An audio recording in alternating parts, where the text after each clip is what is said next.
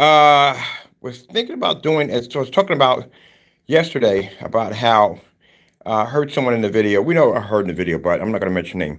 In the video about how you want to use a white screen or a white screen or silver screen, a dedicated theater room. And I'm telling you, this is a bad idea because what's going to happen is you're going to have light reflecting off that surface, and it's going to be bouncing all over the place, off the ceiling and everything. So I was thinking about getting ready to set up a little area upstairs where the mech room is going to be at. Now, I'm going to be putting the mech room on hold for at least about a year because the mech room is a very expensive project. It is not cheap, extremely expensive to put it together. And right now, I do need to utilize that room for something else, for work. So we're going to be using that room for the motorized projection screens only. That's a great place for me to set up my motorized screens. There's plenty of light in there to work with at the end of the day. I still got to do a paint job in there. It still has to be cleaned up in there a bit because I do have to make it look a little better than what it is. We have to make the wall super bone white in there for that setup because I need to show light reflection all over the place. But right now, I'm going to be setting up my projection screens upstairs, my motorized. So these are my customized motorized screens. And that room will give me a chance to swap out about 50, 60 motorized screens. I'm not joking about 50, 60 swap outs I can do in that room. And that's what we're setting it up for. So right now, I'm getting my motorized screens out. I'm going to charge the unit. This is usually what time Mr. Bird has to be up. Well, actually, I might go earlier than this.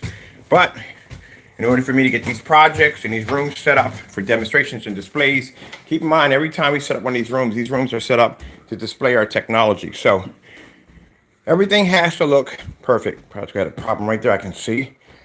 Let me see what we're going to need here to get this done. I definitely need a power drill. I need, we got brooms down here. We got anything down here? Dagnabbit. I'm going to see exactly what we're going to need to do this. We got to set up 3 projection screens upstairs. And then we got to paint the wall gray, part of it gray, to do a demonstration for somebody. And I get this all the time. Always get motorized projection screens. Can you coat motorized projection screens? Can you paint them? Yes, you can. Now, this space in here, this one's already done. This is set up for here. This space in here will give me the room to be able to set up motorized projection screens in here and also to customize them on the floor because I got plenty of room on the floor to customize them. All this stuff I'm going to take back upstairs to the attic, and we're going to convert this room into a motorized test center because every time I turn around, I'm always getting from somebody asking me about, can you paint a motorized projection screen? Instead of me going through files and files, you can go right here in this room and you see motorized is here, here, set up over here. And since the floor is big enough, I can drop some drop cloth down and I can do customizations right here. So I'm gonna put a rack section over here for my arts, paints, everything I need to do my customized screens here. And we're gonna do some strictly motorized screens only. Got plenty of light. And this is perfect for light reflection because, as I told you at the end of the day, that when you use a motorized projection screen, any kind of screen, I'm going to show you that when that screen comes up, we're going to have a gray screen here. You're going to see why you don't want to use gray screens in a dedicated room, how much light they're going to reflect and bounce all over the place. So right there, that's why I got the network gray. We all know what the network gray represents anyway, so we don't have to say it. We already know. We did the test yesterday. We already know. It was never backed up. So that's the end of that. We call it what it is. It is this product. So that's it. That's the end of it. Right here, we're going to put a gray screen right here. We're going to put a motorized here. So when the motorized comes down, you can see the difference between the gray screen and the motorized screen. So now when you can see your color washing out, you can see basically you can't pick up contrast, and you can see how high our white level technology is going to be compared to the gray screen. We're going to keep all this here. We're just going to paint a gray screen here. That's why I got everything set up right there. So let me stand you here. Get ready for this paint demonstration. And I got to go put my motorized projection screens. They got to be installed in. I got to order speakers. We need speakers, we need separate projectors. We're probably going to need about 3 projectors in here. We do have an ultra short though upstairs. That's coming downstairs. That's for the Apocalypse. The Apocalypse has its own projector set up to it. So I'll get a chance to set that up over there. So that's what I'm going to do with the Apocalypse. I got to go grab an ultra short though from the attic. Every day when I get up, I told you, anytime I turn on this camera, it's never the same thing. It's always going to be something different. God always keeps me working on something new. So let's get started. I mean, when you think about it,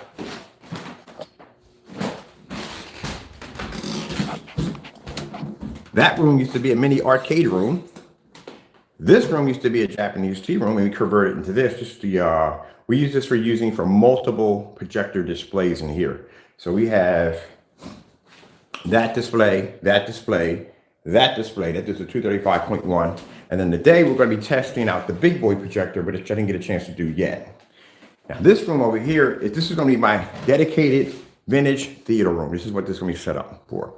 I was going to put curtains from side to side, but the problem that we get into the multi-projection setup. So what we're going to do is we're going to do a kind of a steampunk pipeline that's going to run from here to here. We're going to turn PVC into a kind of rustic, kind of old-fashioned piping that's going to run from here to here to here. All the areas are going to be set with LED lights. Certain areas are going to glow, certain areas are not going to glow. I figure you can get a really vintage look to your LED lights. I'm going to show you how to do it because I did it by accident and realized that you can give it a really vintage look to it that'll blend into your environment if you're doing something like this. But I'll show you that later on. So I am working on getting me another camera because I am going to set up another YouTube channel strictly on basically showing people how to utilize their products, how to design your own screens. That is going to involve the grommet machine we're bringing in.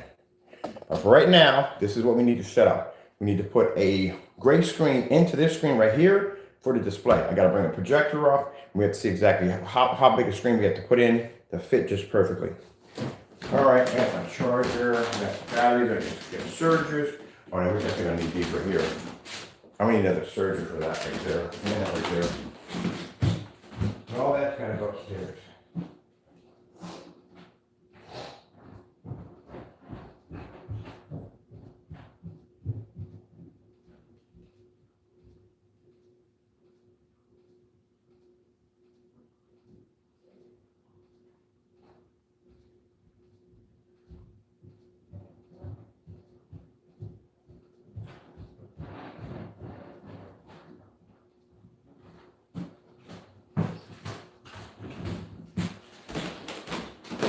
I'm going to have to build me a projector rack to put my projectors in.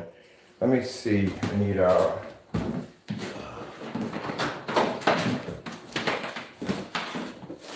and then what I'm thinking about, we're going to start doing every day. We're going to be doing demonstrations on putting black products against our black screens because I figure if someone's going to use that to try to tear down our products at the end of the day, we might as well use it to build them up.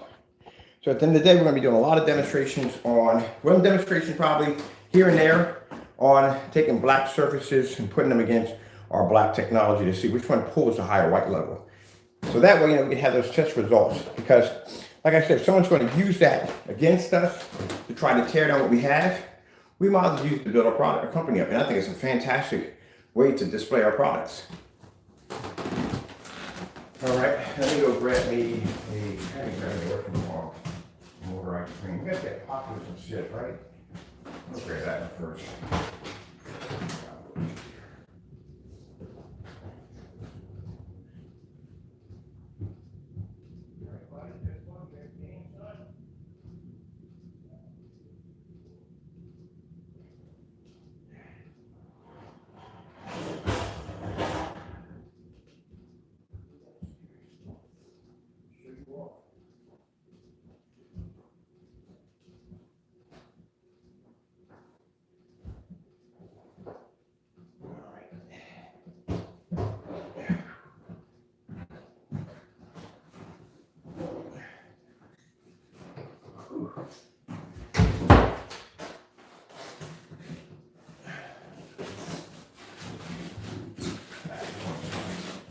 This is the customized PC called the Apocalypse. Where am I going to put you at? I'm going to put you over here. Perfect. Out of the way. One hand.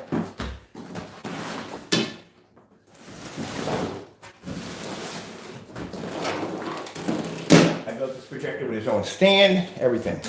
This is probably one of the coolest. Well, I put some crazy stuff. There's all kinds of cool stuff in the house. What is an interesting projector? All right. Let me get you guys over here. I got juice over here. I want me to fire this up. So I'm going to put this over here. I was going to do one screen here. I think I'm going to do more than one screen. Let me see. All right, we can get that. Pick this up.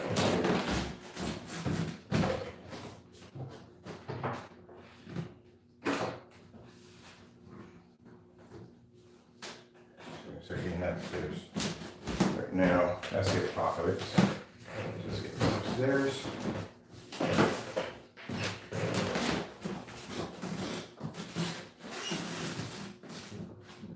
Oh, we put it back there. I'll come back here. Come back here.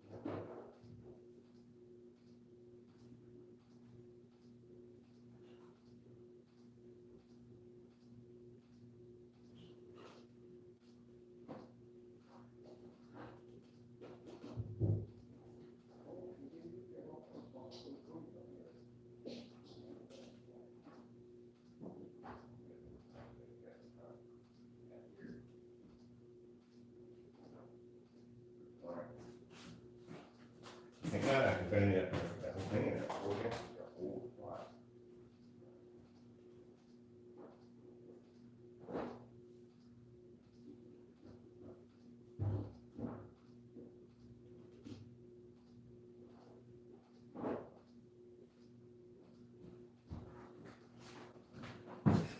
Take some of it up there. Get these in here.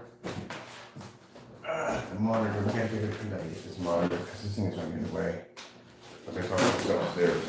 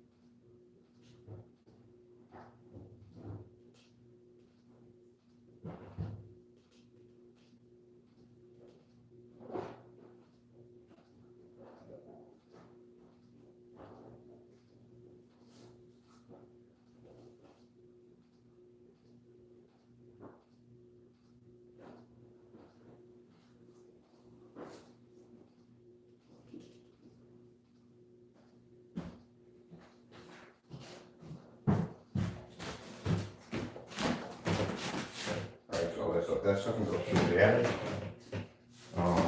This is the next time we don't need here. That's computer codes. No, computer codes. That's computer codes. Right there. Nothing. Yeah. All right. Let me take all these other tools.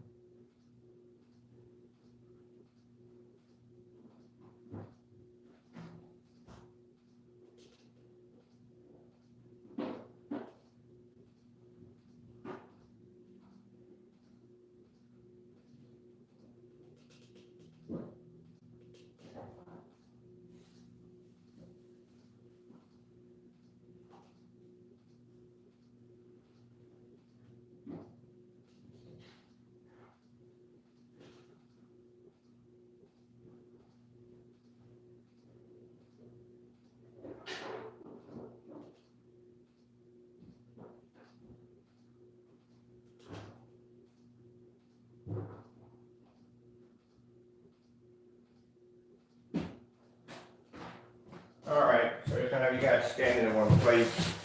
Show you what we're doing bit by bit by bit. I want to have all this on record when we put this thing together.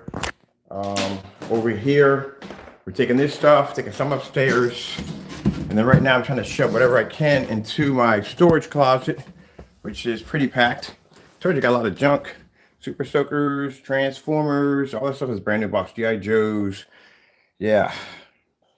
Trying to shove as much of this stuff in here as possible. All this stuff I have in here. That's the original Xbox. Still in the box. Never used. Brand new. I bought that brand new. Bought two of them. I always buy two consoles. I got a PS2 in there somewhere. But yeah, that's some of the other stuff I have in here. This right here. Very, very, very rare and extremely vintage. That's the Transformers. That's from the old one from back in the day. Very old. Very hard to get. So you have to be a toy collector. Used to be a toy collector. Laser tag. Yep. Used to be a toy collector. All my stuff had to be mint condition in a box. That's the only way I would buy it. If it wasn't mint condition in a box, I didn't buy it. Frog in the board game. Let's see, where can I put you at? Over here in the corner, we got some room over there. Oh, this is, I wanted one of these when I was a kid. This is Galaxy Pinball. You know how old this is right here? I wanted one of these when I was a kid. I saw one of these when I was a kid. My mother didn't have the money. I saw when I bought it. It's like one of those childhood gifts I had to get for myself. I'll put you over there. Oh, let me see.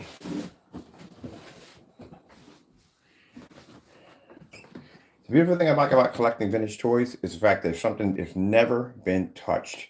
Mind you, that Super Soaker, when they manufactured, that's what like I watched those videos and they manufacture stuff. When they manufactured and put it on the market somewhere in the 80s or somewhere, 80s or 90s, and 90s Super Soakers came out, somewhere around that time. When that came out, that was in a store shelf somewhere. And who knows where it passed from, who and fro from, but apparently it was in inventory and no one picked it up and no one bought it. And I found it in a store, sitting up on top of a shelf. People walking by didn't even know what they were staring at. I got it for about $12. That's what I paid for it. And that's the original one. The original Super Soakers when they first came out. Mint condition in the box. I had two of them. I bought two of them. The fellow who came here, a guy came here to do a long time, came here to do the network in the house. He was a really cool dude. And we're talking about, I didn't even have this stuff set up. This stuff was in my attic, so we never saw it. And he was talking about how back in the day, how he used to have super soaker wars and all that stuff. And he was having this fight with somebody, he had to set down his gun, and somebody took his gun. And he never got it back. And it was something he really enjoyed. So I went upstairs, I got one, I gave it to him. He was just sitting there staring at it, couldn't believe it. Well, like I said, at the end of the day, I can't take it with me anyway. So, why not make somebody else happy with it? You always had this one childhood toy that you loved the most that you wanted to see if you can get it back. And he couldn't get it back. And they do sell them. You can find some of them. I looked on eBay. They got some of them, but usually the ones you find don't come with the original box.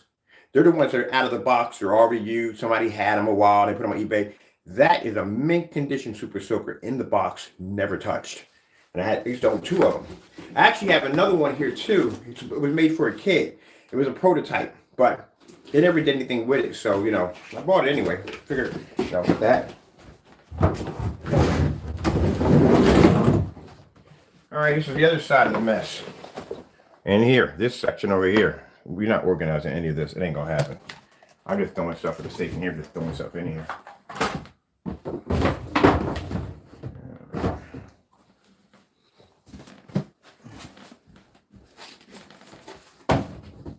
I'm just gonna call this side the avalanche. Now this is something I wanted when I was a kid and I couldn't get my hands on. This is, I don't know if you guys are old enough to remember this. This is called Super Jock when it came out. It was a if you remember this when you were young, look at the illustration on the box, look how old it is. And I remember the commercial for this when it came out. And I remember these kids were sitting around and you would take this man like this and you would shoot the ball and it would go right into the net. I go back and I look at the old commercials. I remember this coming on. I wanted it for my birthday. My mom couldn't. Remember, it was 10 of us. It was a lot of us. My mother couldn't afford to get it, so she got something like a generic unit. But I saw this in the store and I picked it up. And this is the original one, right in the box. Never played with it, but I figured on my 60th birthday, I'm going to open it up and I'm going to play with it. But I'm never going to sell it. I've got offers for it, but I'm never going to sell it. Let me put you over here. Super Jock. Are you going to open up that vintage short? Yes, I am. Okay, these are going to go upstairs. So, you know what these are? These are Sesame Street tassels for the kid's bike. Super vintage right there. Can't find those right there. Yeah, well, anyway, we're not talking about that. I got to set this room up because I got things to do today. I have customer demonstrations to do today. So I have a customer over at Island, which I'm going to be doing the acoustic screen set up for. They want to see how that's going to look. I'm going to set that up. We have one downstairs already set up for gaming. I got to bring an ultra short throw down there to blow that one up. We're going to do an ultra short throw test for the next room in there. And I have to do, we're going to do something involving joint compound. So, all right, this is interesting. Customer who I was talking to, and I got to do this demonstration, I keep forgetting about it, was telling me that, and I've never had that problem. If you take two pieces of wood, say you're building a screen that involves two pieces of wood, right? If you put the woods together and you use joint compound and you basically sand it down, you're not going to be able to see any crevices and crevices. You did a really bad job sanding it down, but I have to do a demonstration showing them that, look, it's not that hard to take two pieces of wood. You can glue them together. You can bracket them together. It doesn't make a difference, but you're going to have a seam in the middle of that. So what you can do is you can basically do, you can basically go out there and just get some joint compound, fill it in, sand it down, and then basically go with some poly so it's weatherproof and you're done. That's it.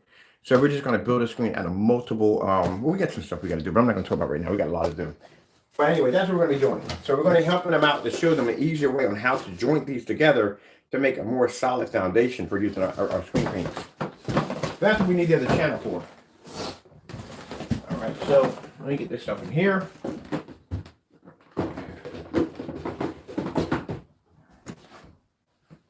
Anything else we need to put in here? We're good. I guess I'm gonna take all the rest of the stuff. I forgot an easy button here.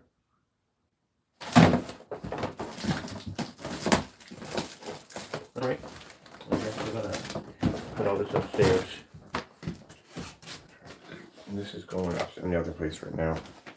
All right, that's good. All right, you got a lot of stuff in here. I gotta go take the shield upstairs because the shield, I really don't. Well, I guess I can put the shield right here. If I can move this out of the way, I can probably slide the shield right in there. I can get this someplace else. Let me see. The heck is bouncing off you? All right, I can put you here. I was asking for so heavy, so heavy. Let me see. I put you back here.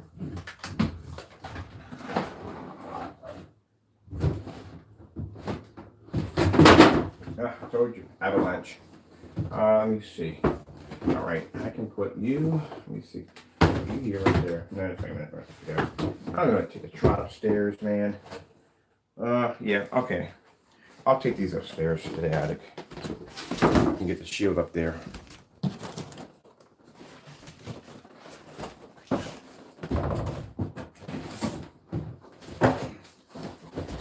What are you? Your nail. Okay, I'm not worried about you at the end of the day. All right, cool. That works.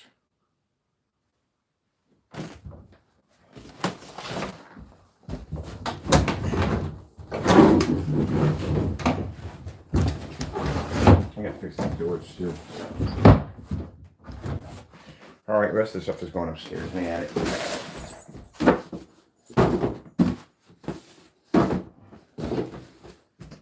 All right, back into my projector room. I can't wait to set that up.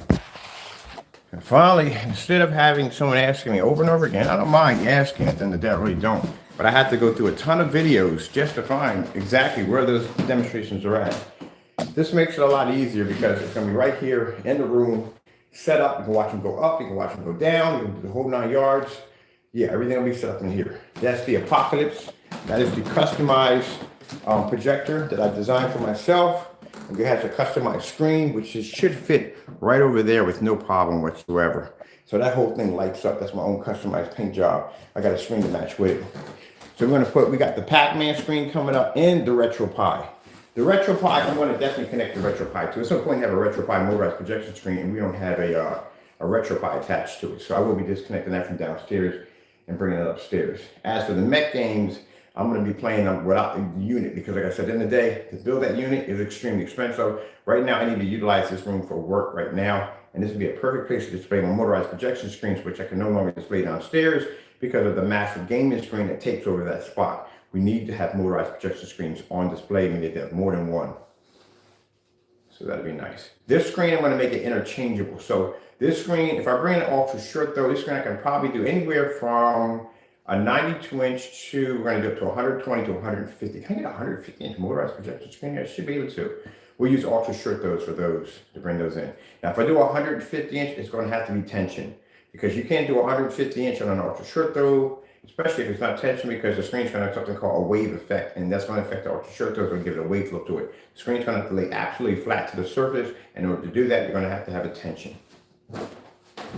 Bet you never explained that in the video.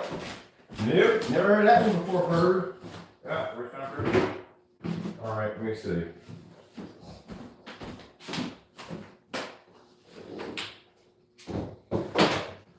I can put this in the closet. That's good. I can put that anywhere. He's upstairs. I don't know. I want to kind of use this guy for my retro. I like that kind of retro look to it. I think I'm going to keep this one. I'm going to keep these two for my retro one in there. That next one in there. That kind of has that kind of steampunk kind of look to it. I'm going to keep that in there for fun.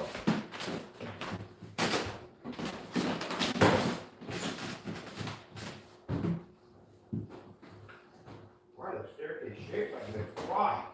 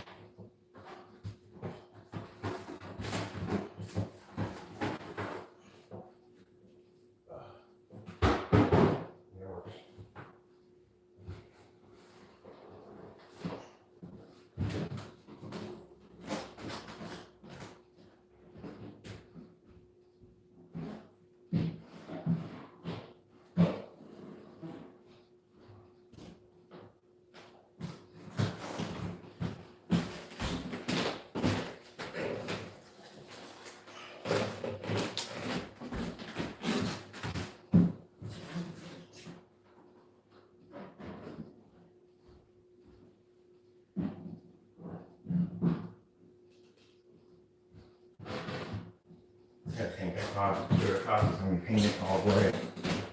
All right. This is computer codes. We need downstairs. That's definitely downstairs. All right, we'll put that up later. You can get downstairs with computer codes.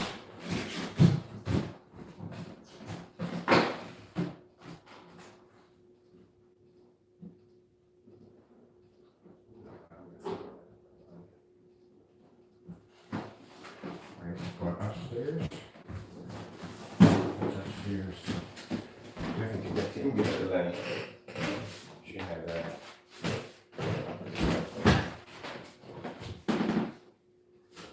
Let's see.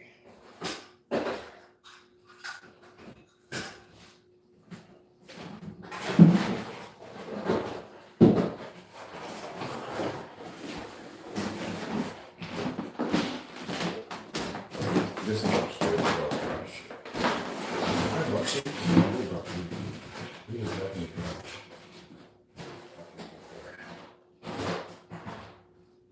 I got broke those. Let's see, I got more trash. That's like I'll clean that closet up, get that ready. I gotta prep this whole room. Prepping.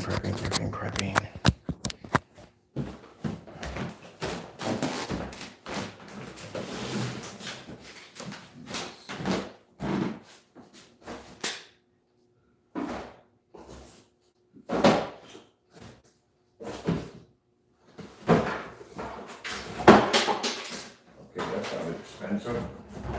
How much you were? I go over.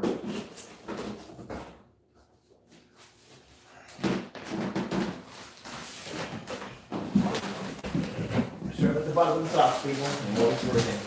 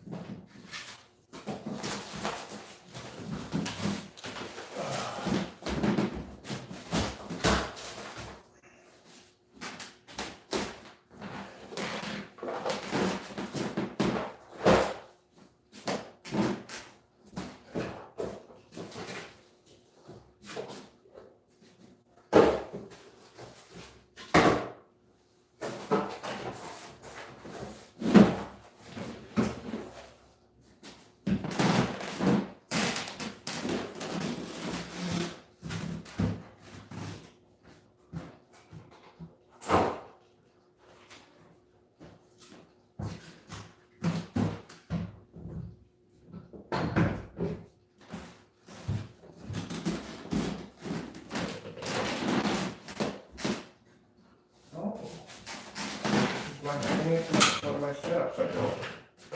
Forgot I built this thing for a horizontal projection stand. For a horizontal, oh, I gotta put this thing back together. It's pretty cool. Forgot about that.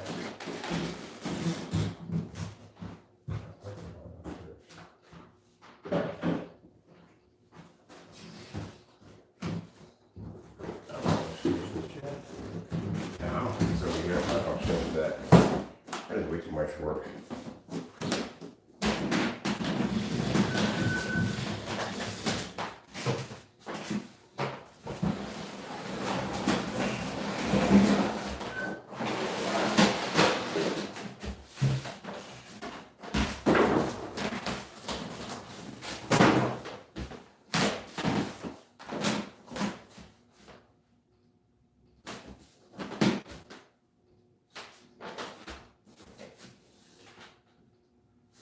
Oh yeah, that would fit.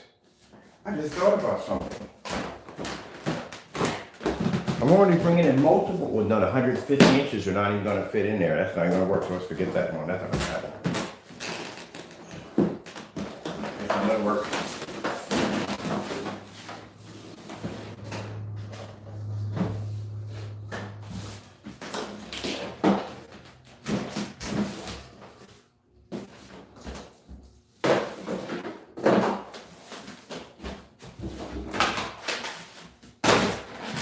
Okay, get everything in. Oh, good.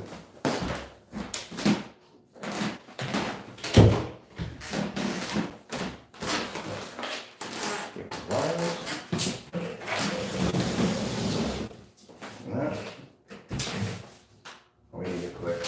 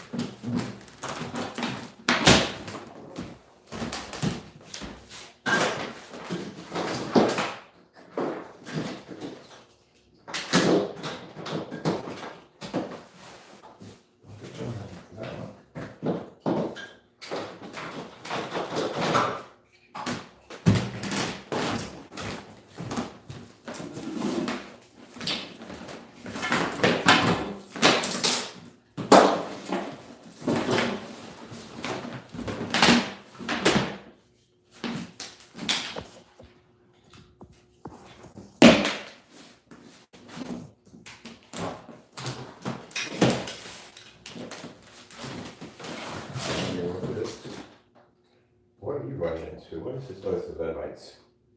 Alright, those are the lights. I need a extension cord to test.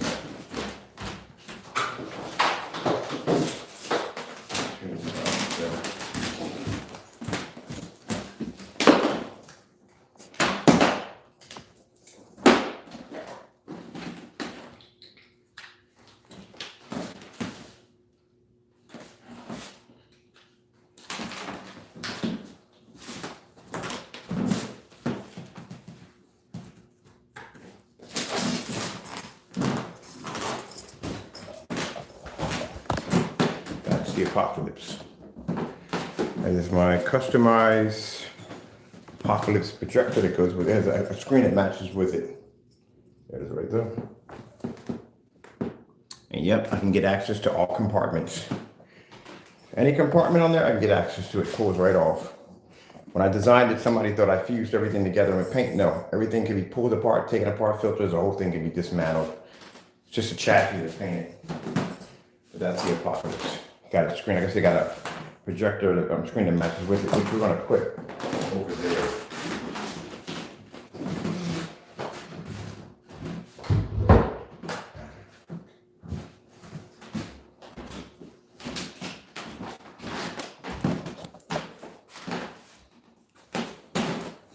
So we don't do things like normal people do things. We do things on a different level over here. That's the shipping box. The United States Postal shipping box converted into that.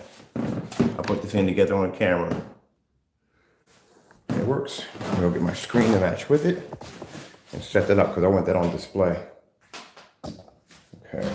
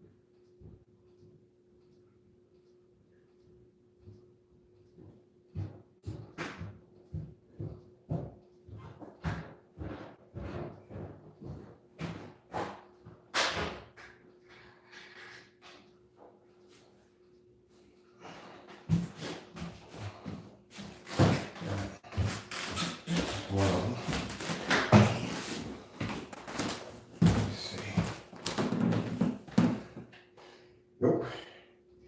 Ain't going there. It's too big. You see, I want on display somewhere.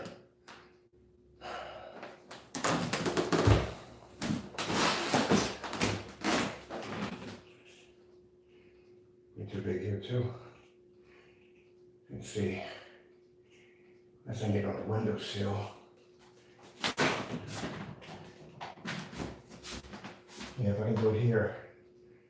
There from the windowsill, it's not gonna go there. That's definitely not gonna happen. So we'll have to connect it here, here, here. Yeah, we'll put it here. We'll have to. That's why I'm just going to put that. It's not gonna go there, it's too big.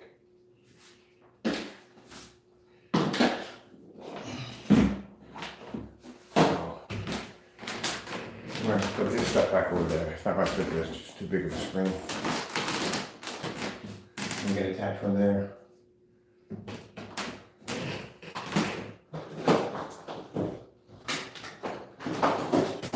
All this stuff. We're going to attach it from the frame painting from there to the wall.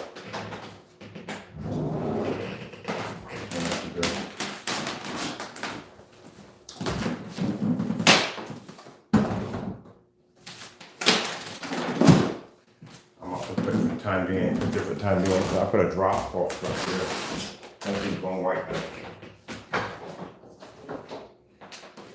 Gonna cover that window, and then basically put that drop on the back. There's no going to be the mountains in there. This is the Louis and the other one.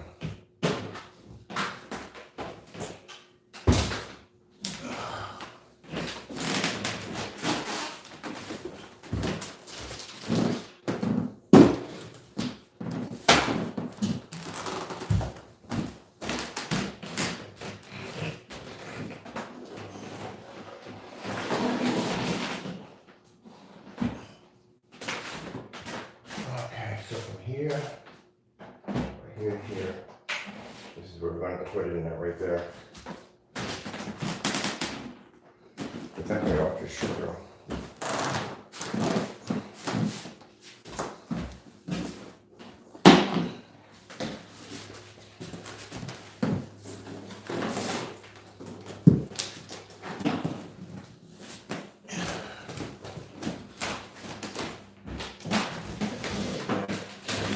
Right, first that needs to affect the door. Right there. Right there. That's not gonna affect the door at all. Right back here.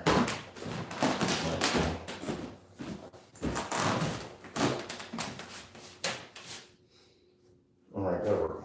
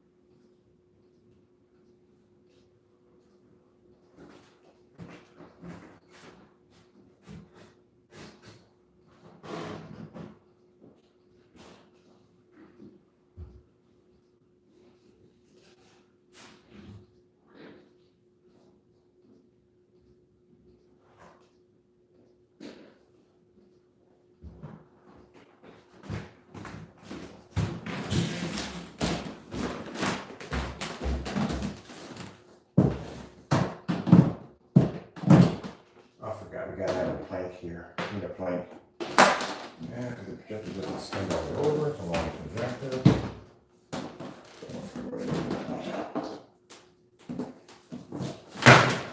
Okay, don't do that. I'm tired. I think to do. And I'm gonna go blow it. I'm gonna bring it down again, which I don't need because I need to work.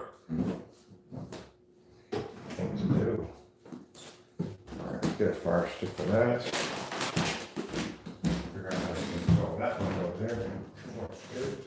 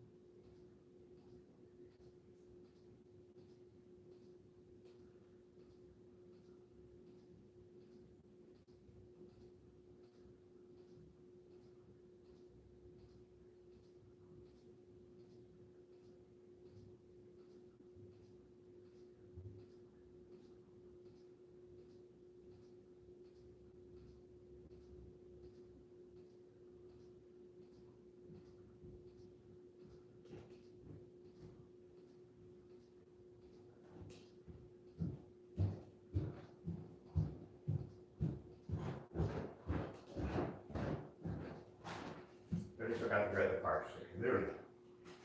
Got the red.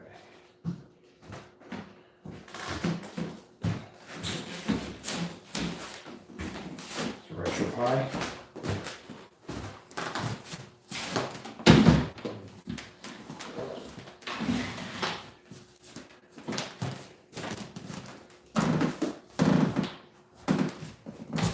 Oh, I want to get the retro pie in the window.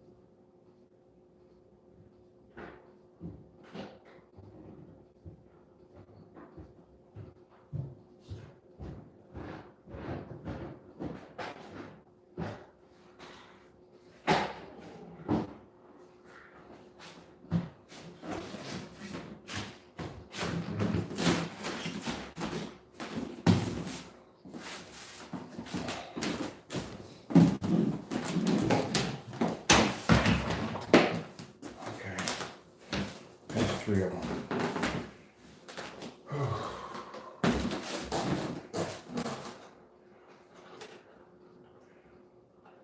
Yeah, come on.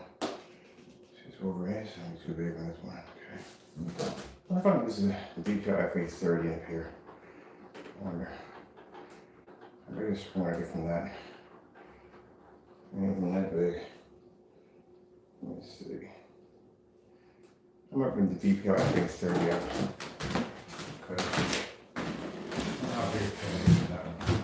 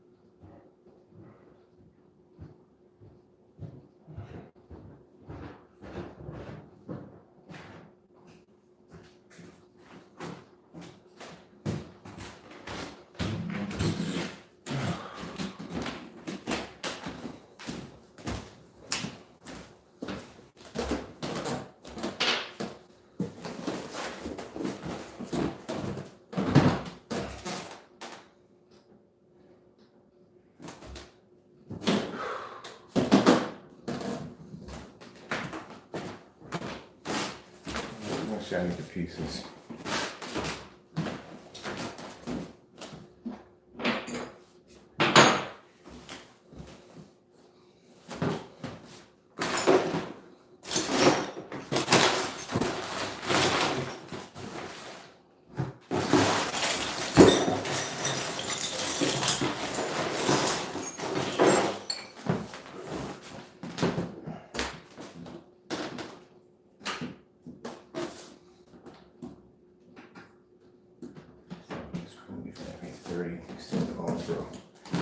So we brought the FH30 up.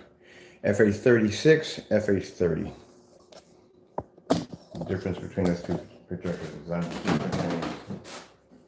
See if this one will work better.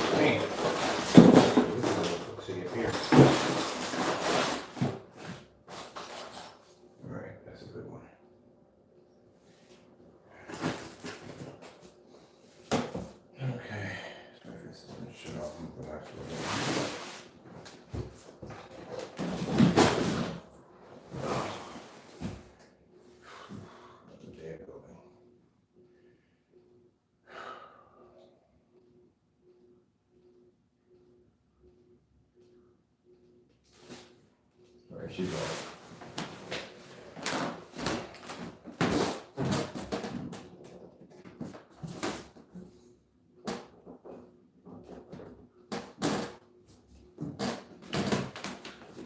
FA36 in a while. So let's see how that one plays out.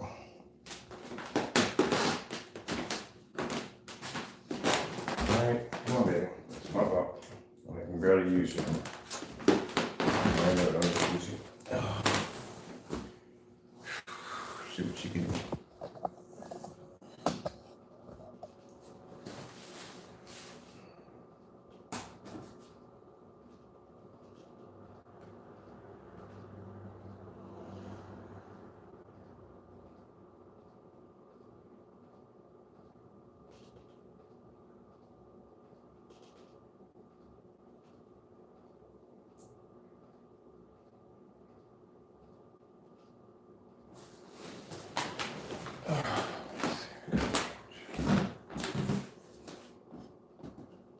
Yeah, you're gonna have to go up with the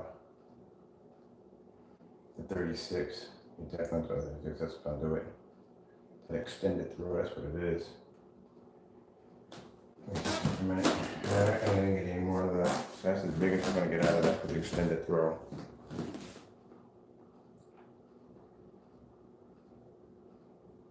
So you're gonna have to be. There's just no point. It does. Yeah, we're gonna have to use the other one because that's an extended throw. That's not gonna run. So we have to do a standard throw for that. So if you don't understand what I'm kind of talking about here to myself, these two projectors look exactly alike. There's a difference. It's an FA36, the other one's an FA30. The FA36 has an extended throw lens, the other one has a standard throw lens.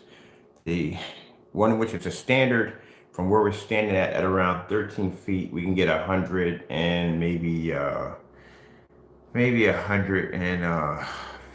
608-inch screen. The extended throw is an extended zoom throw. Those are used for professional movie theater setups. It's man, that's a whole lot of stuff, man. I can tell you on these projectors. But anyway, that particular lens right there, you have to be 18 feet back to acquire a 100-inch screen, where the other one may require only about 13 feet.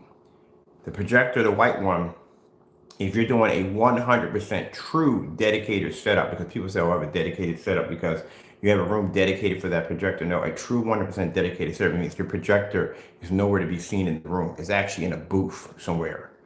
So they had that sitting back in a booth, and you have your screen set up, and your screen wouldn't be set up to the wall. You would actually have a whole stage, the whole 9 yards. I've seen like really professional setups.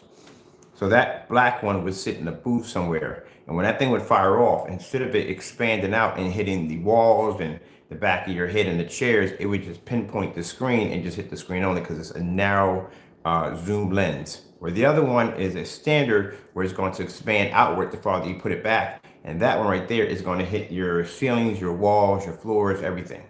That's the difference between the two. So if you ever get one of those and you pull it back and you figure out why your screen is so small, that's called an extended zoom lens.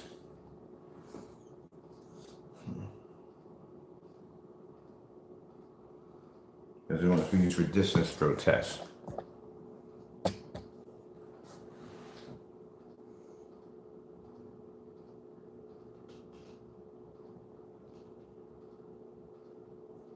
It makes so use it.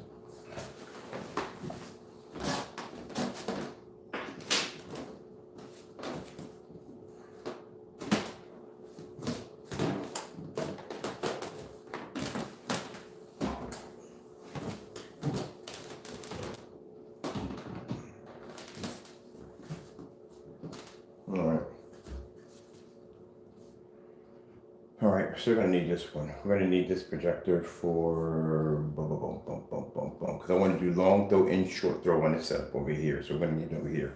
So let me disconnect you, and we'll put you over here. Just to get an idea. So I want to use long throw, off, short throw for your setup over here.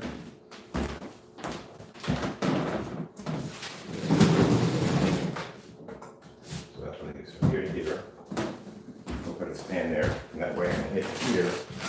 And that way I can have long throw in, off the short throw setup. Right there, you got that shit in there. All right, cool. We'll put that all back in. And do is get a screen size of this thing. So first things first. Let's see. Definitely gonna need a chair for this. I'm gonna use a pack right now.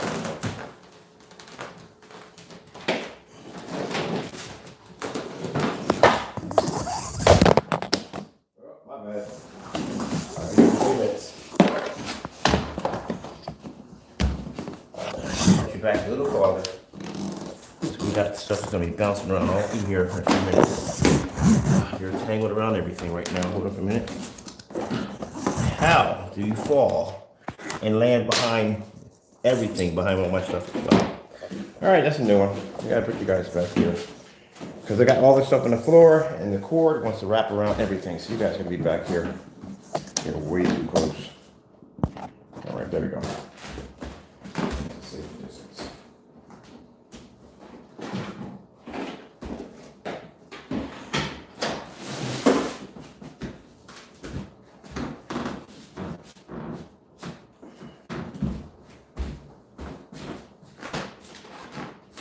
Yeah, perfect. This will be great. That'll after that.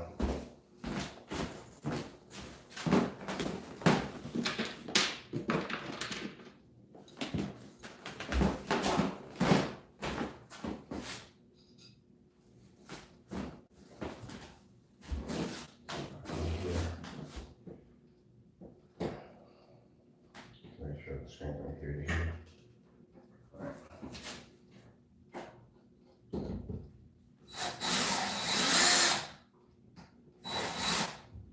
Is this bent? How the freak did I bend that? Why is that bent so far?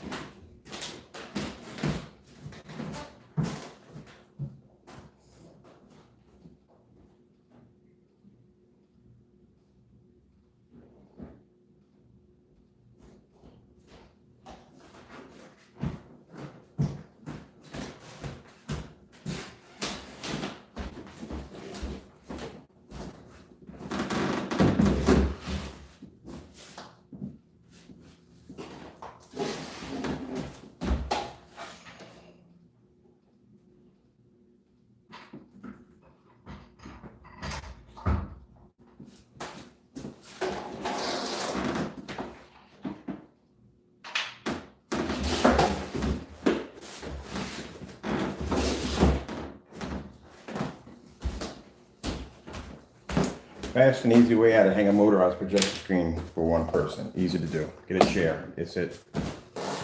Chair's your best friend. Your best friend at the end of the day.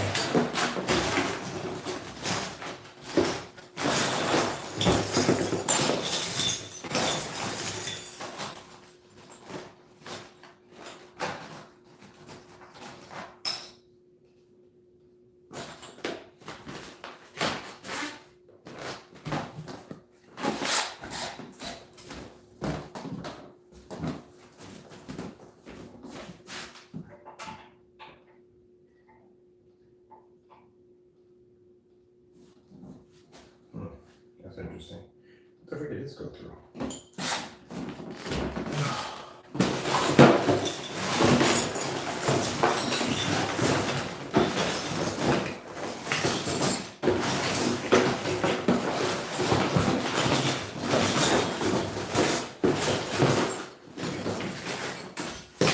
Before we yanked two of these things upstairs before we came up here.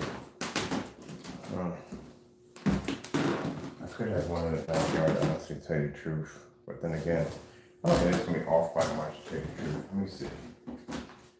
Think about it.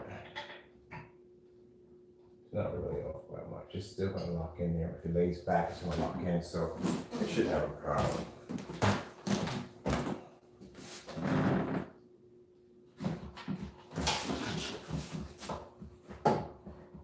Let's see if we're correct on this, or if we're just a little crazy.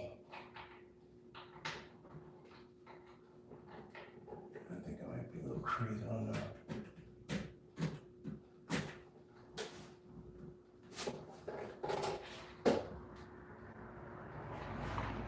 Is this thing even marking?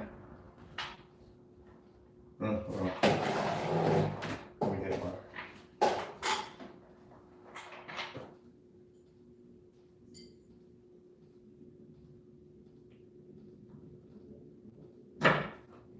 I wonder. That could be off. That's not off. I don't know. Who cares?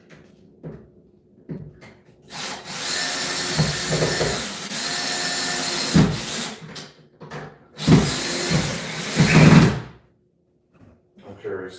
I may be off. I don't think I was wrong.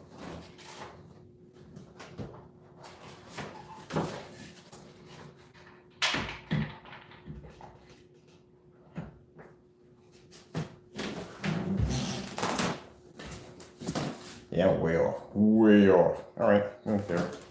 I'm not gonna get a level because I don't have time to do it. Let me see. Let me see if I gotta get. At least I know it's gonna focus. That's good. Let's see. So probably about.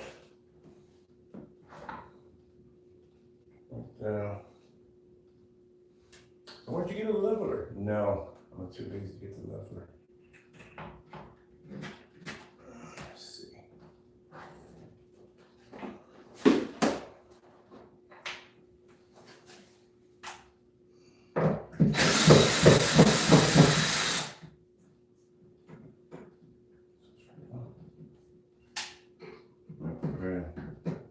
It's pretty if I stand up and do it. I don't know why. Yeah. Sorry for the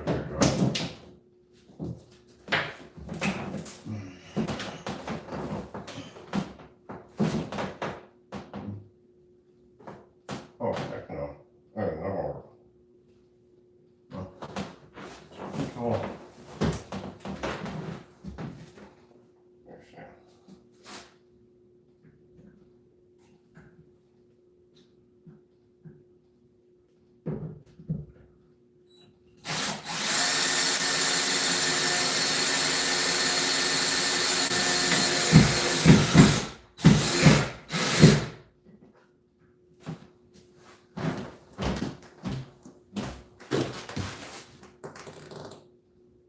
I want to say yes, and I do want to say no.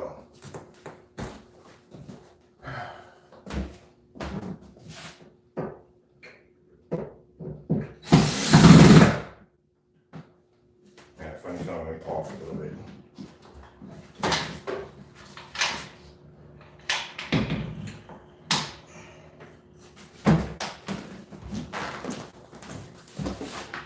Yeah, I'm off a little bit.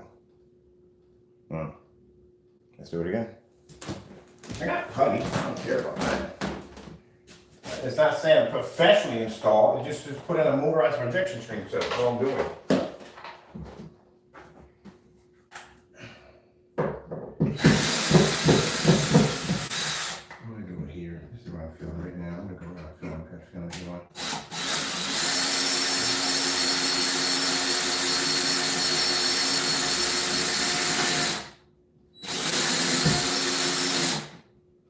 Doesn't say professional installer, so I'm putting it in the screen.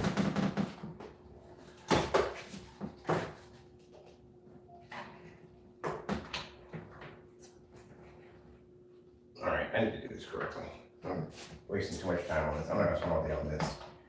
I need to this right. All right, let me see. All right, I know what it is. So, there's a method that I use when I gotta take this out. You can't use this bracket. So this one. Take this out.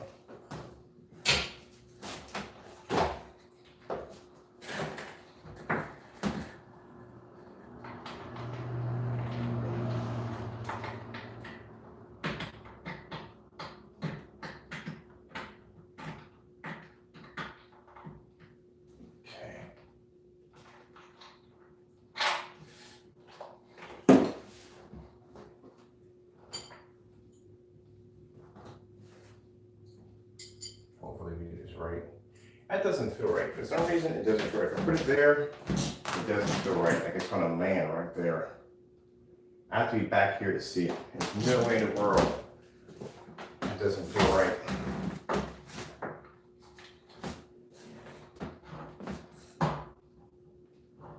This is what it's telling me, but it doesn't feel right. Right there. Feel a little better right there.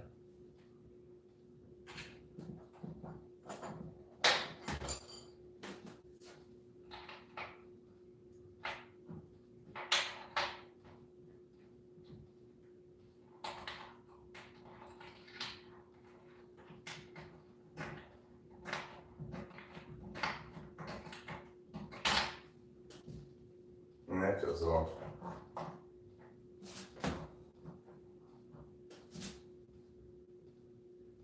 So I don't know.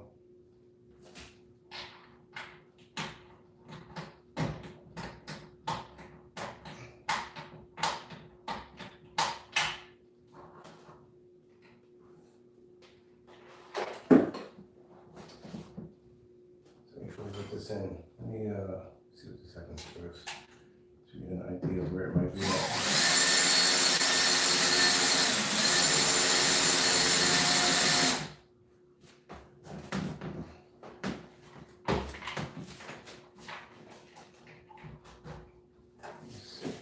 Idea. No, what is going on? I'm going this way for some reason. I don't know why. I'm just pinpointing this way for some reason. I don't know why I'm seeing this finger because my walls are so crooked. I don't know why I'm seeing that for some reason that way. I don't know why.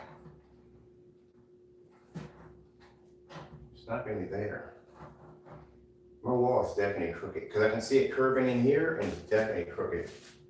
But for some reason, I feel it's here. But from here, from this point of view to here, it looks like it's actually slanting this way, but it's not slanting.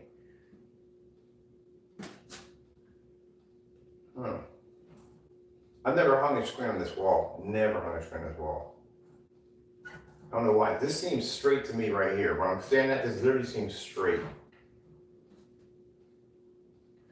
For some reason, I'm feeling it here. I don't know why. But my wall is crooked. This is why I can never put ultra short on this wall, because this wall has a slant to it. So it's a little hard to see where it needs to be at. So this may take a couple attempts. Usually downstairs, I mount them in no time at all. This is going to take a couple of attempts because this wall slants. I can never put ultra short on this wall, ever. So let's see. We get lucky here. I'm not worried about the multiple holes. I can always go in and sand and play that. That's nothing. It's just this wall is so weird. I can never. I put ultra short here one time. It just basically just bent out. And I just want to make sure. You know, we're still slanted this way. This is weird. I hate this wall so much.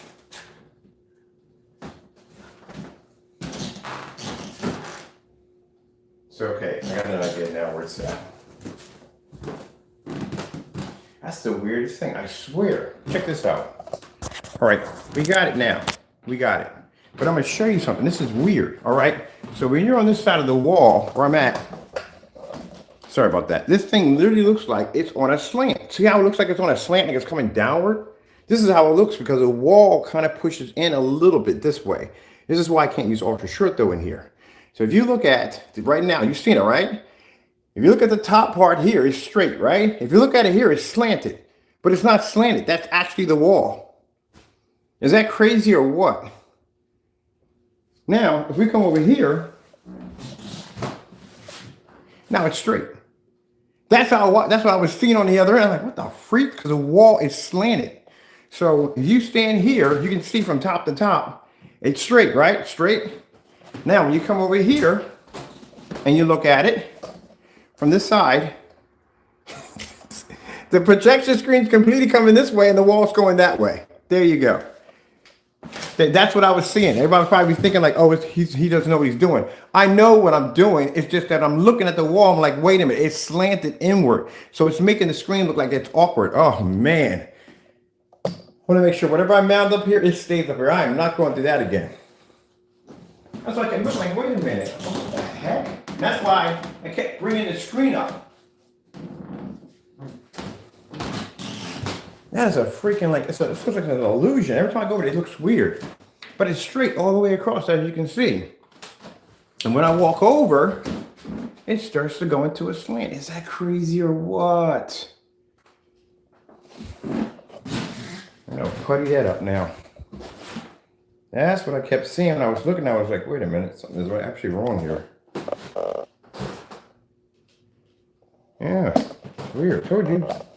At the wall. Something is really wrong with that wall. I don't know if there's a vortex behind that thing.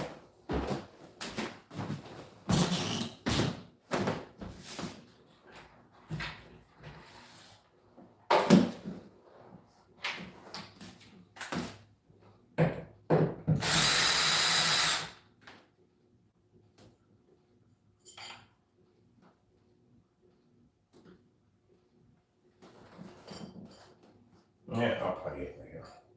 Okay, get this done. Man, what the freak?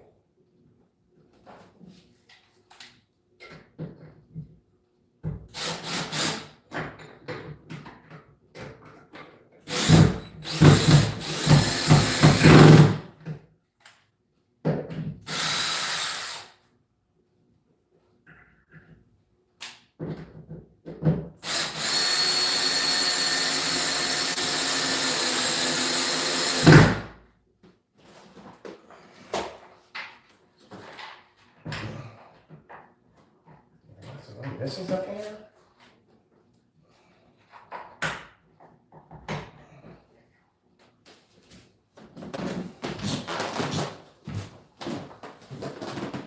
Yeah, I thought so. I was like, wait a minute. I'm looking at this thing like, what the freak? And it's slanted on my side. Literally looked like it was coming, like it was too low. And I'm lifting it. Oh, that's some freaky stuff right there. That is some freaky stuff right there at the end of the day. I've never seen a wall slant like that before.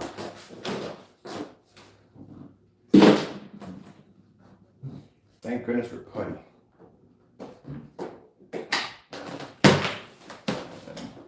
Now you think all about the entire house. How in the world we have an issue to that?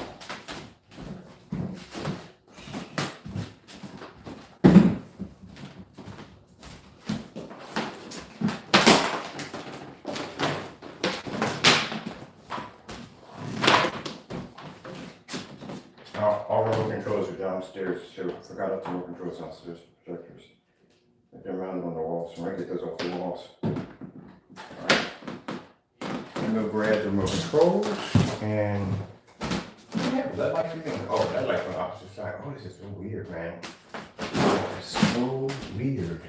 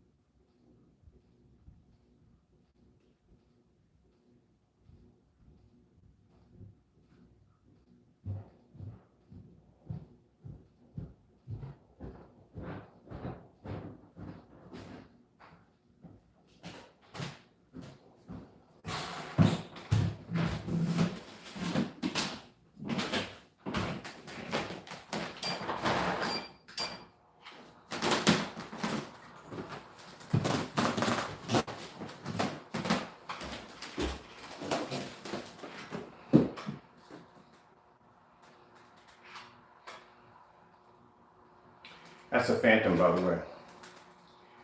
Black Phantom.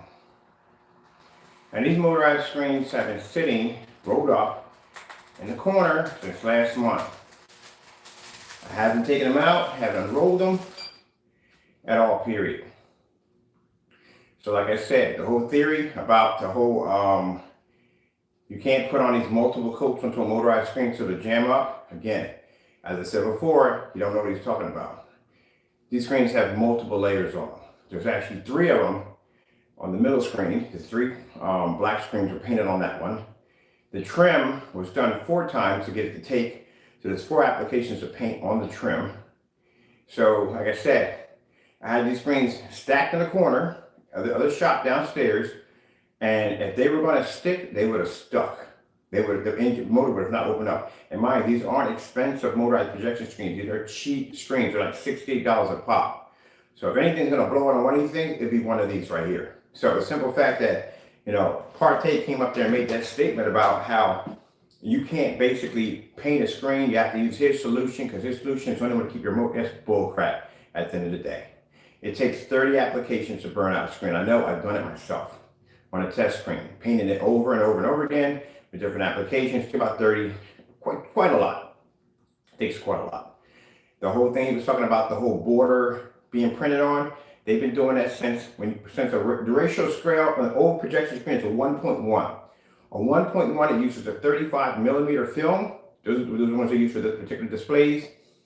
They've been printing those on since the beginning of time. There's no such thing as, it doesn't even exist anywhere of a motorized screen having an actual velvet board. It's virtually impossible. You would jam your motor. You couldn't even use it on a manual, it wouldn't even work. You would jam. So for him to come on camera and say, like it's something new, it's nothing new. He doesn't know what he's talking about. But saying, oh, you can't, you got to use my solution because my solution is very thin. It's going to coat to the screen. You don't have to worry about the motor jamming. Blah blah blah blah blah. Bull crap. I got 3 of these on the floor right now. They're all custom painted. Each one of them had multiple coats of paint on them, and I can roll them up over and over and over again, and they don't crack or peel. That's bull crap. That's why I said at the end of the day, don't know what you're talking about. I've been in the field longer than him. I had more experience than him. He doesn't know what he's talking about at the end of the day. I can honestly tell you that. All right, let's go play with this thing. I haven't played my Pac-Man screen in a while.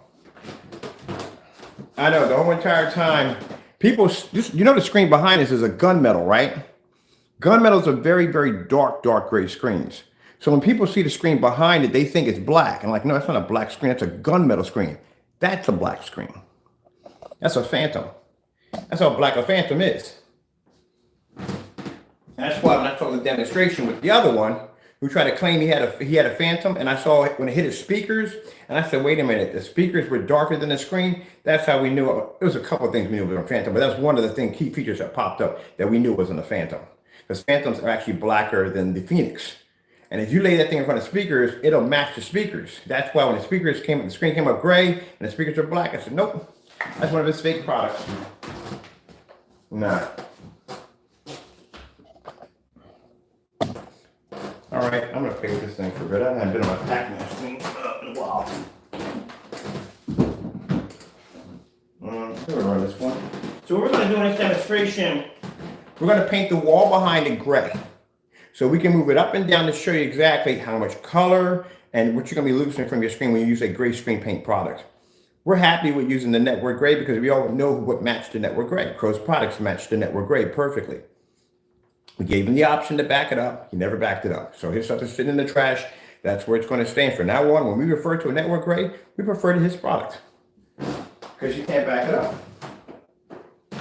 And you have to be to back it up at the end of the day. Somebody said my product was equal to black paint. You sure enough, I would be on here showing my product does not equal black paint at the end of the day.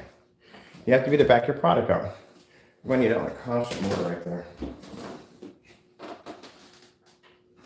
At the end of the day, any gray screen at the end of the day is going to, well, I can't say that until we test it. Really can't say that yet, but we did test his and his did test positive for it. Definitely did. Now we need to get the size of the screen so we can paint it in.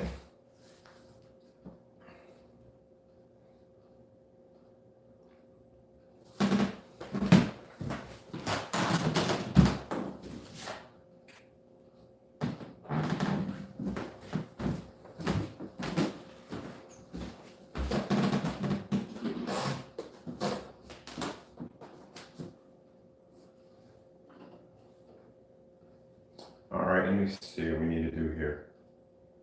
See which one's popping in. We got the right control for this one? Let me see. Locked up. It's not, there it is it? Okay, cool. Oh, we're gonna have to use this one, definitely. This is gonna fill up the screen's off right. This is a 92-inch screen. We're gonna get that in the center. Bring it up a little bit more. Right there.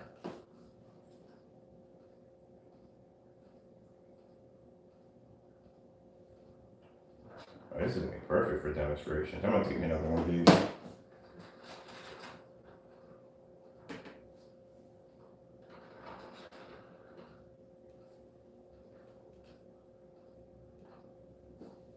Where are we at in the setting? Look, I'm at 1610.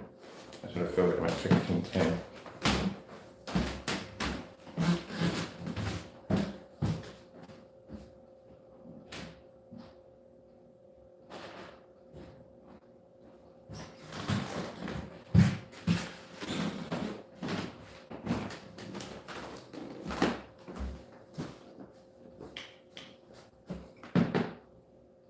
Yeah, phantoms come up. Yeah, please. That's why I said at the end of the day, we're going to start doing from now on. Since they like to do demonstrations portraying our product as being so dark you can't see it, we're going to use that. We're going to use that for advertising for our screens. When we display our screens, when we do the whole demonstration I did last night by throwing black products against the screen, yeah, that's what we're going to start doing. Yes, sirree. Let me see. We're going to start doing those demonstrations from now on.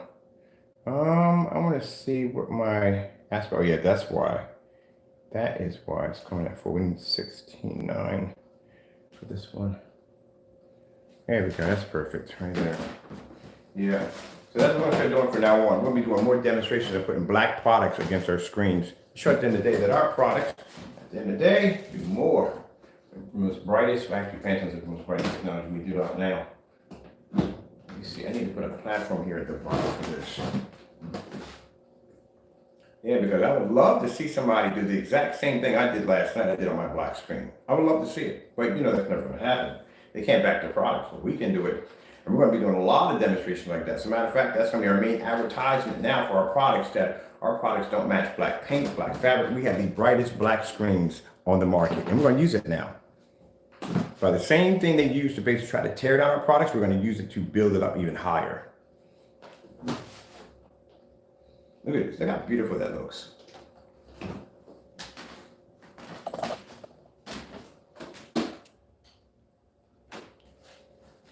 Let me see if we can play off of this.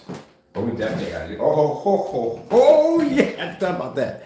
I'm going to do that demonstration with the female with the makeup. First, we got to paint the screen on the other end, because we're going to paint a silver screen at the end to show you at the end of the day why gray screens at the end of the day is not worth your time. I wouldn't even paint that on a motorized projection screen at the end of the day. I forgot about that demonstration. I like doing the demonstration. Where's my remote control at? We got more remote controls in this. Where's the other one at? So we're losing them that fast. Okay, here we go. Let's see.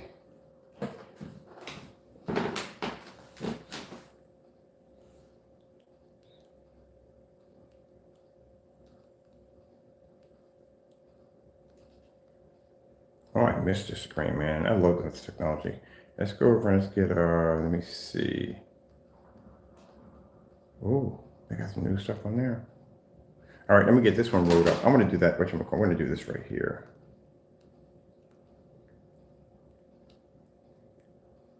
And we got to get sound for this unit too.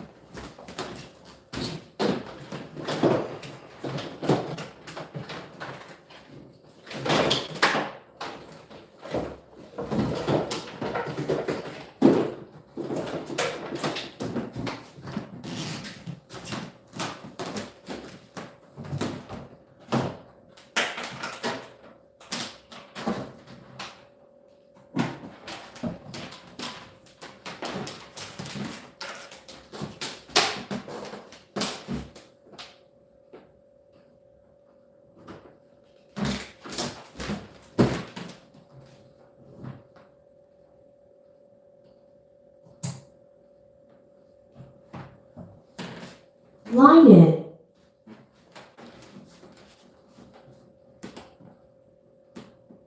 This sound to it? No sound? Okay. Okay, I'm gonna use this one. I need to paint the screen size we have here on the other side. So what we need to do is we need to adjust, let me see, bring it up a little bit. There. Expand it up just a little bit here. I'll paint 2 screens then. Alright. Then you get the best way to do this is you need a blue screen to do this. Blue screen. Getting that from YouTube. Way too loud. Way too loud. Alright, blue screen, that's perfect. That gives me a sure how much size and stuff we need to do here. I need a little forgiveness room in there. We bring the screen down, so about right there would be perfect. That one, that's the size we're gonna need. Right there, that's perfect. We're gonna get this one back up. Make sure we get the remote controls mixed up. This one's gonna go here. I think that's the second one over there.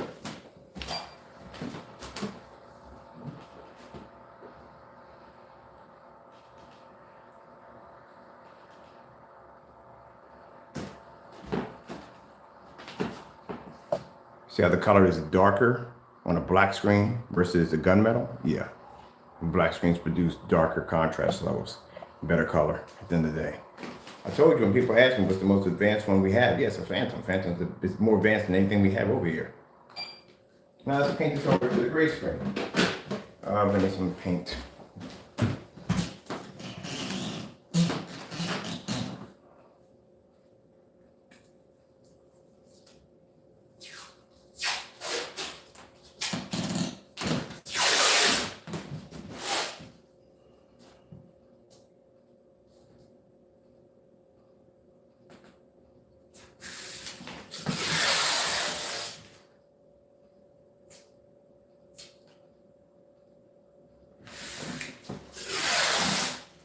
This is also, for those who've been asking about painting a screen to your wall.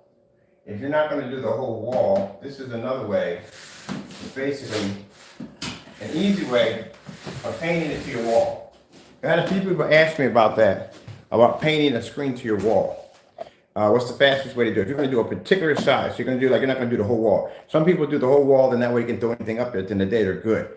But if you're painting a particular size, this is how you do it. You turn your projector on, put it on a blue screen. Blue screen works much better for me when I'm adjusting my screen. Anytime you see me adjust the screen, I always ask for blue screen. That allows me to adjust it much better. Red screens, you don't want something to be blind into the eye. Blue is more subtle for me. It works better for me. So put on a blue screen. And then what you do is you basically trace it out with your tape. You want to make sure you make it about this far away from the actual screen. Do not make it right up on top of the screen. Somebody happens to bump your projector, whatever happens, you're going to have a hard time trying to realign it right in there. Unless you got lens shift and you're good. But if you don't, it's going to be a pain in the neck trying to realign it to get in there. So you want to make sure you have some forgiveness room in there. Always make sure you have a little bit on the edge.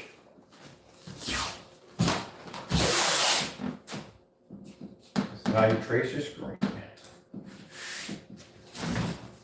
What is behind me? Oh, Motorize.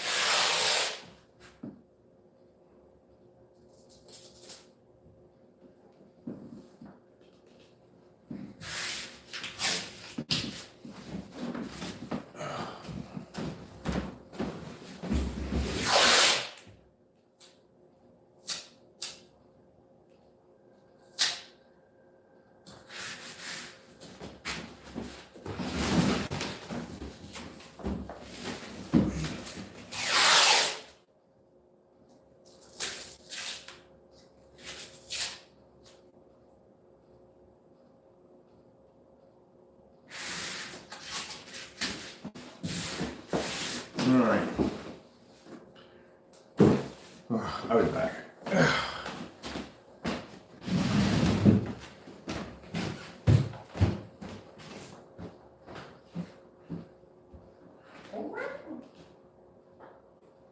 We got taco. You're out walking around to the taco.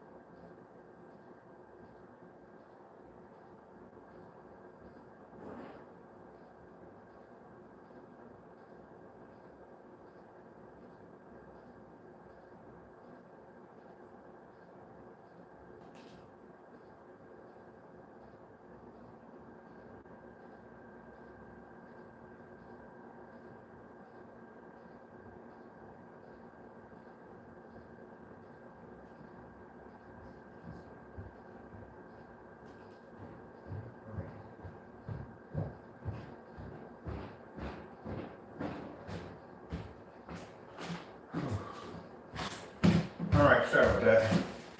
I gotta do something real quick. All right.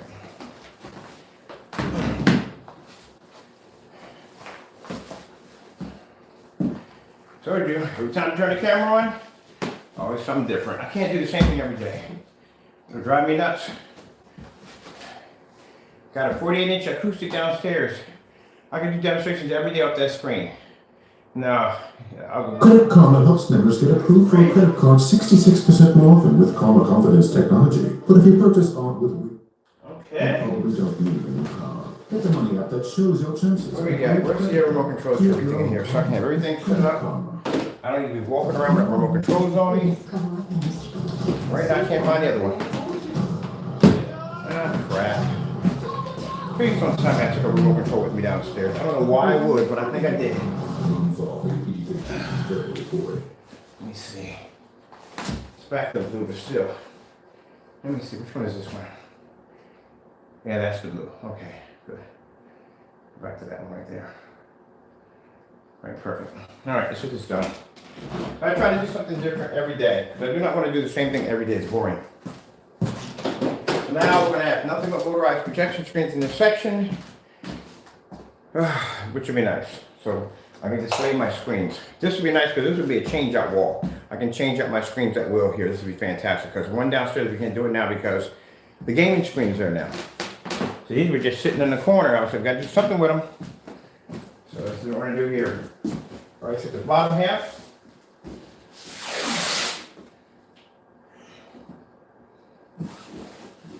Which is a little bit harder because you're literally gonna be standing right in front of the screen.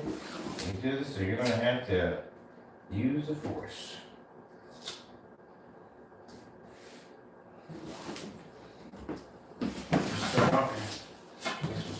Wait here, paint and stuff.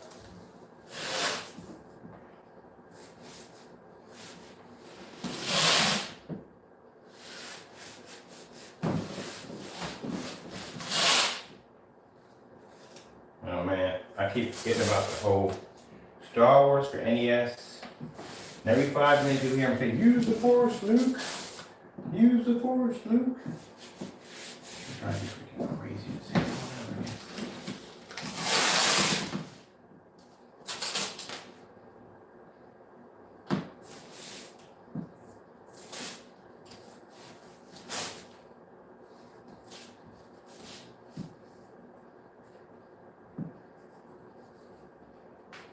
Let me tell you something, people. Let me tell you something.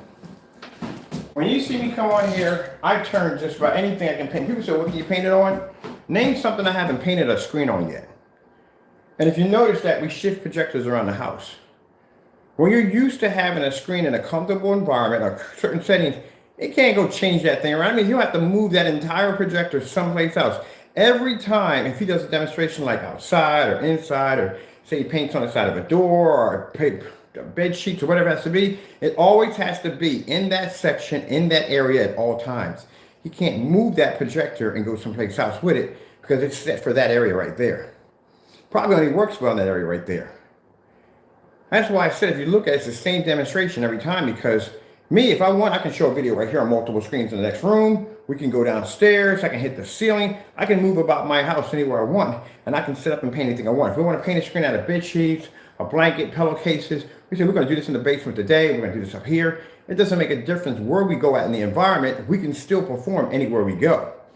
You can't do that because the screen's on that projector. That's why we call it a crutch projector. Because you have to stay on that projector in that environment, because it's the only way you're going to be able to pick up that image the way you need to pick up your customers, to convince them that that's how the product's going to look at the end of the day. There you go. So if I would say, hey, tomorrow we're going to paint, let me see, we're going to paint a giant styrofoam screen. Let's go down to this in the Supermax room, where there's more room. We can change the environment, go down into the demonstration break from down there. Like we had this screen was in a Supermax. The Max Out Zone. The Max Out Zone downstairs in the basement. That's where we made it at. So that's the reason why we can't do that, because that projector is only tuned for that environment only. He's not going to pick up that projector and go someplace else with it. Oh, heck no. That's the Sony we just had in the next room. All right, so what we're going to do now is we're going to, and for those of you who don't know what I'm talking about, I've been talking about this. We're talking about people who basically at the end of the day use projectors as crutches, which means that they can't move the projector around the environment. It has to stay where it's going to be to perform best in that particular environment. Where we can take the Sony projector over here that we had in the next room over there and stick it in here. Or if we want, we can take it downstairs and I can stick it on my screen downstairs or in the basement. We can change environments at will. So what we're going to do now is, this is right here, it's a safety precaution, right here. All you want to do is double it up. And the reason why you double it up, because not everybody's going to be a perfect painter at the end of the day. You may miss and hit your wall by accident. Now you got paint on your wall. So the way you want to do it, you want to double it up just in case. It's a safety precaution, just in case. Just double it up. And do not use the thin frog tape, because you'll be definitely doubling it up.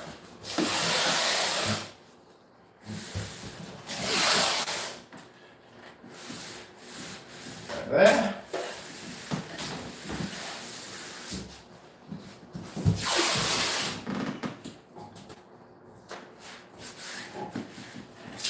Double it up, double it up. There we go. Make sure you got your sides, your corners, your edges nice and flat. We're even doing this demonstration with great paint. Ooh. Anyway. Make sure everything's nice and flat to the wall. You don't want no bleed overs.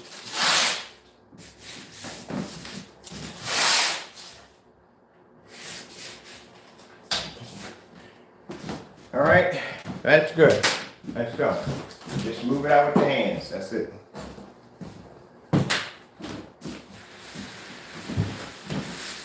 Now we're gonna do a custom border. I think I did a video on showing you how to make your own custom borders. We'll do one in here. We'll do a screen. We'll paint on here. We'll do this. You know what? We'll use this screen over here, this wall right here. We'll use this for doing some paint on wall demonstrations in here. Because we can just paint over top of them when we're done. Set a projector over here. Boom, boom, boom, boom, boom. And we're good. I'm going to show you how to put custom borders and all that stuff and just for fun. We're going to call this, we're going to put a sign up there called the Paint Me Wall right there on the top. That'll be fun. All right, so let's get this painted. Let's get this cracking, Jackson. All right. Now, say you want the Home Depot or Lowe's and you forgot to get yourself a paint pan at the end of the day. I need a paint pan. I don't have a paint pan. Make a paint pan out of a box. Real simple and use. You want to make sure you do it with frog tape. You don't want anything bleeding out on your floor. I made these a ton of time on cameras. We got to turn the heat down this place. Heat in here. I don't know what. So you want to do is just make it like a regular box. I use them all the time. They come in nice and handy. I'm going to bring you guys down a little bit.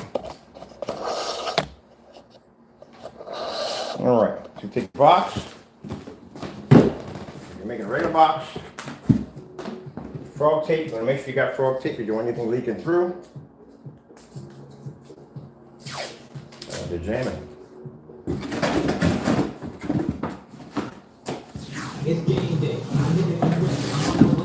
Where's that meat? Throw some Takis in that bitch. Dip some Takis in that bitch. Throw some Takis with your bitch. Crush some Takis in that bitch. The heat is a man. Here we go. All right, let's get back to this. So what you do is tape it up like a regular box. All right. Get your sides, because you don't want any paint leaking out. Put it there. Put the sides here. All right. Now it's all sealed up and nice, no paint can leak through. Don't worry, you're going to see through the box either. All right, fold it over. Take the sides down.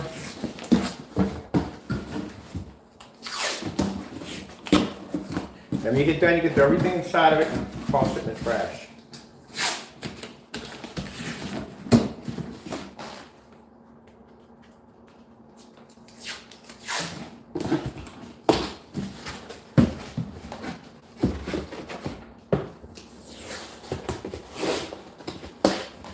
Down the front, take your scissors, you cut here.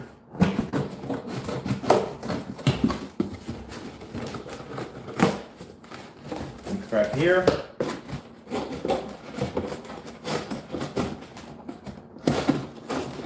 All right.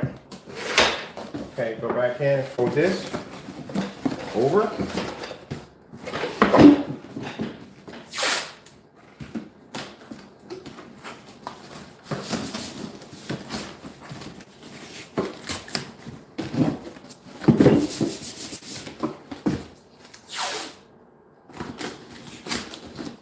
Now, inside your box right here, you want to tape here and any corners right here that paint and seat boxes. You'll have a little hole there too, just in case. Better safe than sorry. Put your first piece across the front like this.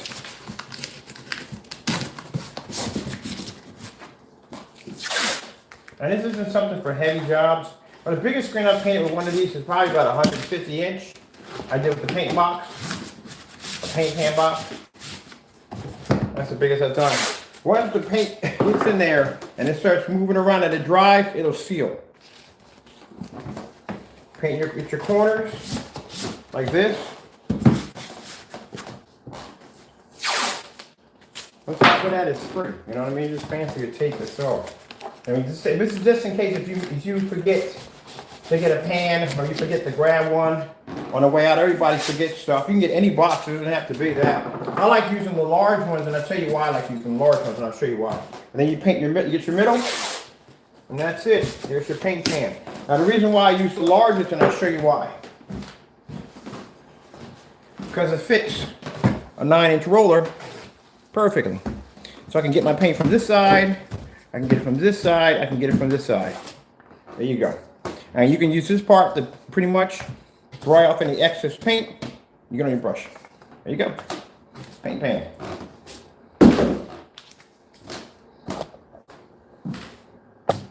All right, let's roll over this doohickey.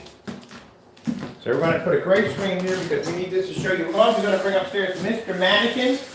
Mr. Mannequin is going to show you why you do not want to use a gray screen at the end of the day if you have a dedicated theater room setup, because at the end of the day, even Diamond pointed it out crystal clear that when you use a gray screen, your projector is going to be bouncing light everywhere in the environment.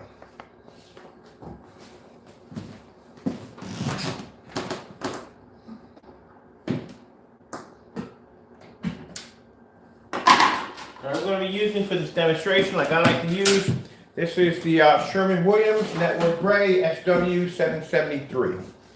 So we're going to use it. Works perfectly. It's a good example.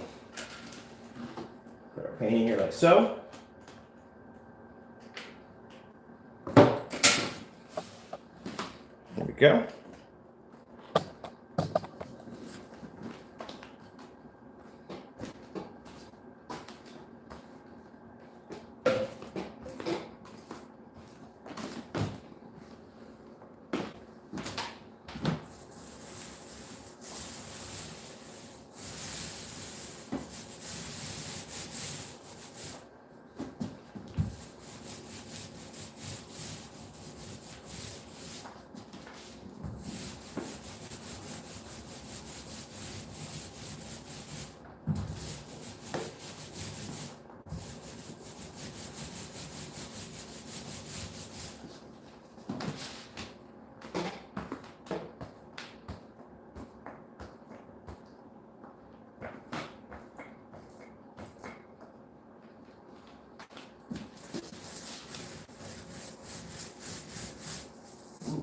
That doesn't go anywhere.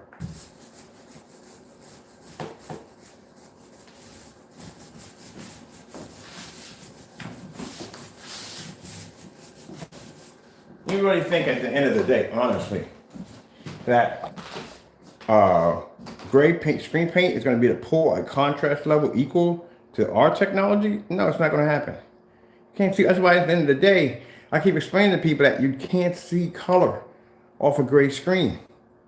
They don't pick up. That's a full 1080p projector. That's the one I had in the next room. That's a Sony DPO FH30. That's 4,300 lumens right there. 1920 by 1200. 1080p. You can't pick up. You can't see color. I'm going to paint half this screen. I'm going to do a little demonstration off this real quick. I'm going to paint half of it. Not the whole thing, but half of it. Just to show you, you think you're really getting color off your screen at the end of the day. You're not getting anything.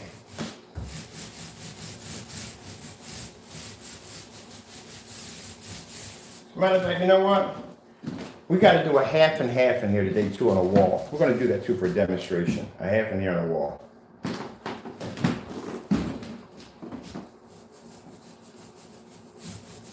And at the end of the day, like I said, we don't need his products here to do these demonstrations because, like I said, at the end of the day, yesterday, we gave him plenty of opportunity to go in and do the demonstrations to back the product. You can't back it. This is what we're calling it from now on. It is what it is until he backs it.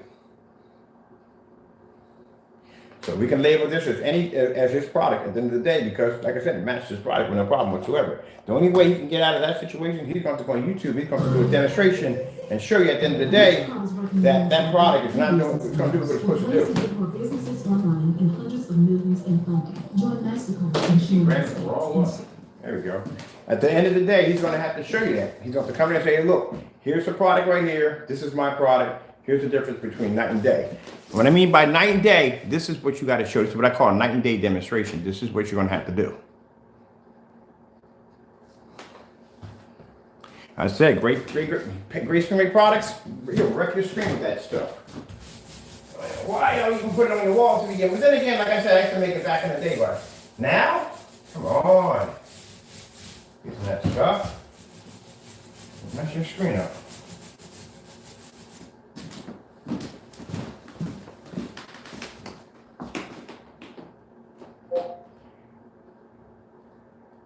AK natural desire. Cancel. Whichever. AK desire nature. Getting that from YouTube.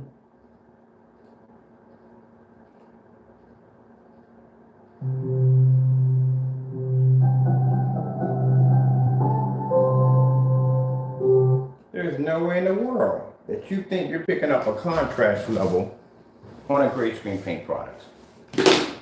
Ain't picking it up. You wasted your time, you wasted your money on buying something at the end of the day can't even pick a contrast level up. That projector behind me is 3,000 to 1 contrast ratio, that's it. I think I might leave it this way. I can do this demonstration later in the day. We can use this right now for the day, take some pictures of it for the site. And this is perfect, this is perfect. I'm gonna leave it like this. I can come back and finish this later on. I got time, I got other things to do today. I'm gonna leave it just like this because the reason why I'm gonna leave it like this is because I like to take pictures like this at the end of the day. It just shows the customer at the end of the day what they're actually getting at the end of the day compared to our technology. Like I said, if our stuff was so dark, you wouldn't be able to see it. There's no way in the world you can see that gold on her lips and fingers. You wouldn't be able to see any of that at the end of the day. Why do you think at the end of the day, and I try to explain to you people that the certified screens, the black diamonds, the darker screens, why do you think the screens cost $4 and $5 grand at the end of the day? They don't charge $4,000 and $5,000 for a screen this color. They charge $4,000 and $5,000 for a screen that's gunmetal. The darker the screen, the more expensive it becomes. Because even they know, professionals in the industry, even they know that the darker screens produce better contrast levels. You think for a minute because you have a 4K or 1080p and 4K projectors were meant to be used on a screen color like this. They were meant to be used on darker screens. You got somebody feeding you a whole bunch of nonsense that's not even true at the end of the day.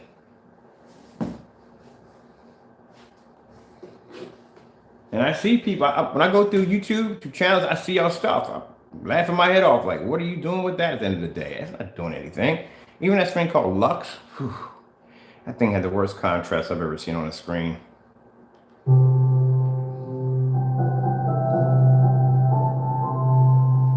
Look at that. That's embarrassing. That is really, really embarrassing. All right. We're in 2:13 right now. I'm way past my time. So this is what I'm gonna do.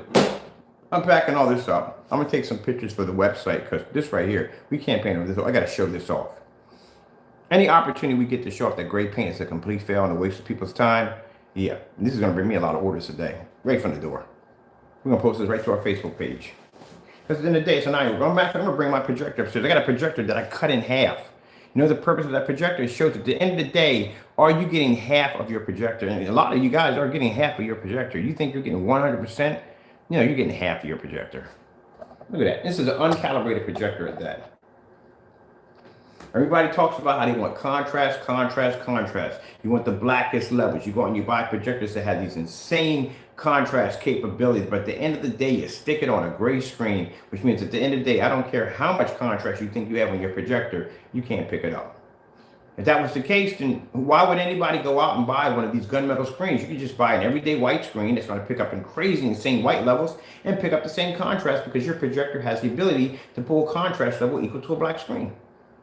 Think about that. You got to think sometimes. Like I said, when people are telling you this dumb nonsense at the end of the day, you got to think. I even heard one time he said on his channel that you could calibrate I'm sorry. You could calibrate a projector to get the black levels to look like a black screen.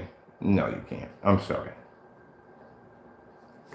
Ugh, man. Okay, so we're going to leave it here because it's 2:14 already. I don't want to go in on this. I got to take some pictures of this, do another video on this alone by itself, and then we got to pop on the Facebook. Then later on, we'll come in, we'll paint the screen in, and then we have to do the demonstration. We're going to do the demonstration showing you with the projector going up and down, up and up and down, you know, basically on how you're losing your picture quality. We're going to do it like that. That's what it's being set up for. But right now, I need to use this right now in demonstrations, get a few pictures right now for the site. All right, with that being said, hope you enjoyed the video demonstration. Gotta go. Thank you all. Be blessed and be blessed.